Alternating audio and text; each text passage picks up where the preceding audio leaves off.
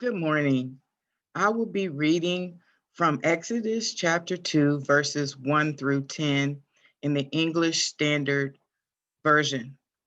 And it says, Now a man from the house of Levi went and took as his wife a Levite woman. The woman conceived and bore a son. And when she saw that he was a fine child, she hid him 3 months. When she could hide him no longer, she took for him a basket made of bulrush and daubed it with bitumen and pitch. She put the child in it and placed it among the reeds by the river bank. And his sister stood at a distance to know what would be done to him.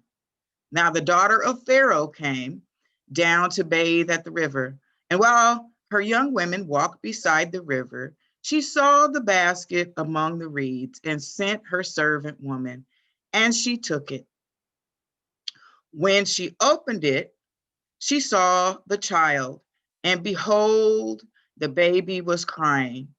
She took pity on him and said, This is one of the Hebrews' children.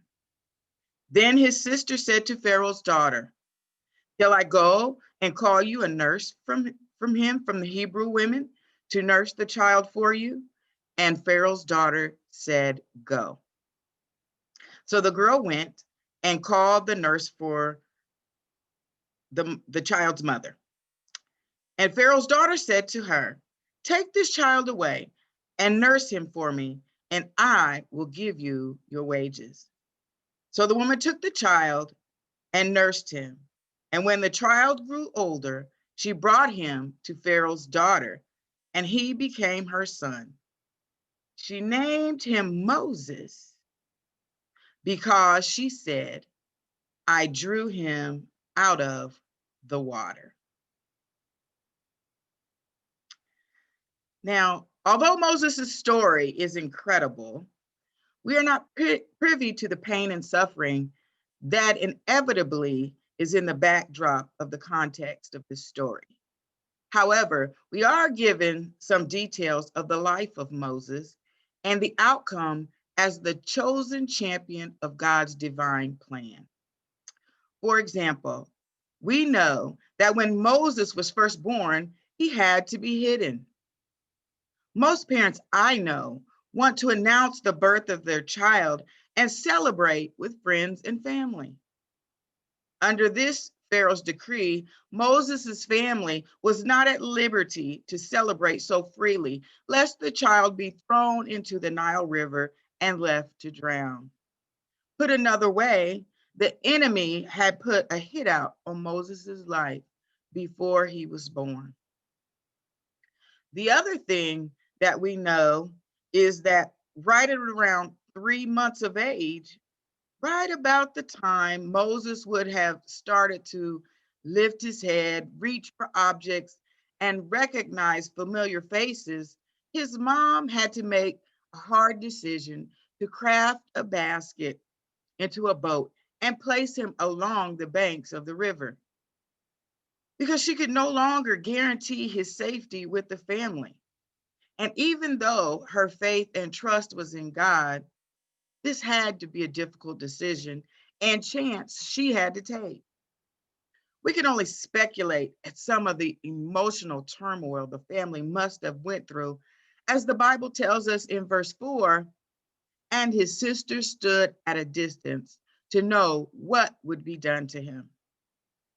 It does not say that the parents stood watch. Now, at this point of the story, we don't know whether the basket will become the baby's coffin or a boat to better lands. Have you ever been in a situation where you have done all that you could do, the best you could do, and then you had to release the rest to God? In other words, you did your part, and then it came time for God to do God's part. This is that delicate dance of cooperation that we do between faith and works. In this dance, we sometimes find that our that our emotions take us for a ride and cause us to do too much work. And as a result, and the result is that we find that we step on God's toes.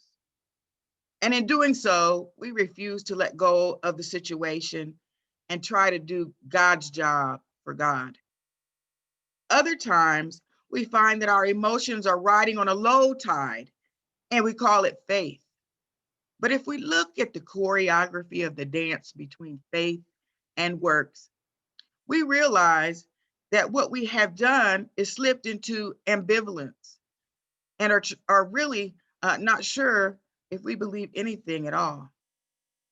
The good news is that God is faithful.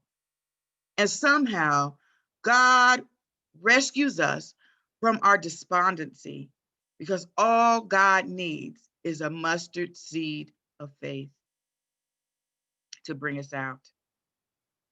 I believe that God found that faith because the next thing we are told is that Pharaoh's daughter and her servants were down by the banks of the Nile when they spotted the basket. Pharaoh's daughter orders her servants to retrieve the basket, and they find the child crying. The next thing that we are told is that she took pity on him. She knows exactly who he belongs to because she says, "This is one of the Hebrews' children." At this point, Moses' sister rushes in and says, "Shall I go and call you a nurse from the Hebrew women who nursed the child for you?" And Pharaoh's daughter said to her, "Go." Look at God. Just when it looks like it's all over, they have been found out. God worked in the heart of Pharaoh's daughter to save the child's life. What God is saying to you and I today is that He is an on time God. God never shows up too early, God never shows up too late. And just when you think it's all over, God will step in right on time. Just when you think you can't take another step, can't sing another song, and have lost all hope, God steps in. But God. The story doesn't end there. The Bible says, so the girl went and called the child's mother. And Pharaoh's daughter said to her, "Take this child away and nurse him for me, and I will give you your wages." Not only is Moses' mother getting a second chance at raising her son and spending time with him, but she's getting paid to do it. But God. So the woman took the child and she nursed him. And when the child grew older, she brought him to Pharaoh's daughter, and he became her son. Now, here is where we see the bigger picture, and that begins to unfold for us.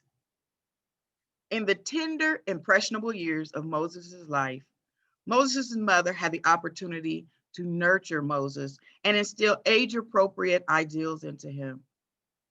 And although we don't know at what exact age she took him back to Pharaoh's daughter for adoption as her own, those first few months and or years are crucial in every child's life. Moses got to experience a mother's love and ended up getting the finest Egyptian education that money could buy. The Bible says in Acts 7, verse 22, and Moses was instructed in all the wisdom of the Egyptians, and he was mighty in words and deeds. God took what looked like an impossible situation and proved that God is faithful. Keep the faith. It may look like that you are down for the count, about to take a KO. But remember, God is in control. God is faithful. God has a plan, and God will show up on time. God bless you.